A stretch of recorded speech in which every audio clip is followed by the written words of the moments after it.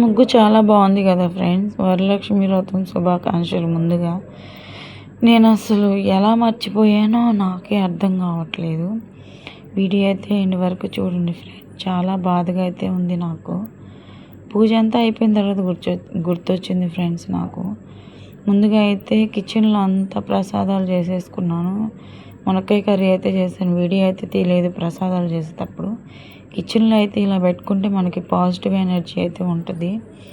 అమ్మవారికి అంతా అలంకారం అన్నీ అయిపోయిన తర్వాత బాగా ప్రసాదాలు అన్నీ ఏం చేశానంటే పులుసు అన్నం, తర్వాత సేమియా హల్వా, వడపప్పు, పానకం, అరటిపళ్ళు, టెంకాయ, అప్పటికి 5 ప్రసాదాలు అయ్యాయి.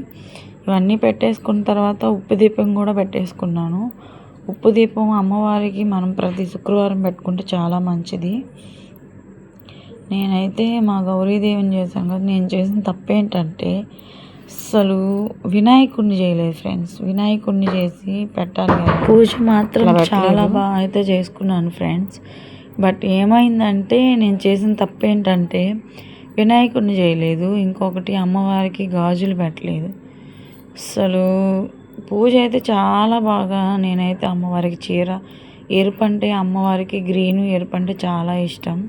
ఎందుకో అనుకోకుండా అలా కాంబినేషన్లోనే శారీ అయితే కుదిరింది. అమ్మవారికి ఎంతో ఇష్టమైన చీర జాకెట్ అయితే పెట్టేసుకున్నాను.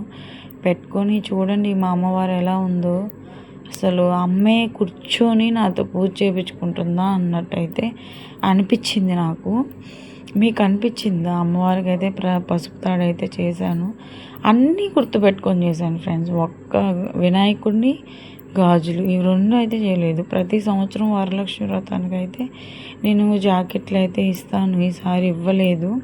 అదే నాకు చాలా బాధగా ఉంది. అట్లా ఎందుకు ఇవ్వలేకపోయానంటే చిన్న పని మీద అయితే మా వదిన వాళ్ళ ఊరికి అయితే వెళ్ళాను. ఇవన్నీ చెప్పుకుంటూ పోతే చాలా అయితే ఉన్నాయి. కానీ లాస్ట్ వారం అయినా అలా ఇస్తాను, లేదంటే వచ్చే శుక్రవారం అయినా ఇస్తాను ఖచ్చితంగా. చేతికైతే సరేలేండి, ఏం చేయలేము. బట్ నా పూజ అయితే కంప్లీట్ అయిపోయింది. కలసం పెట్టకుండా కూడా మనం వరలక్ష్మి పూజ చేసుకోవచ్చు. Thank you for watching.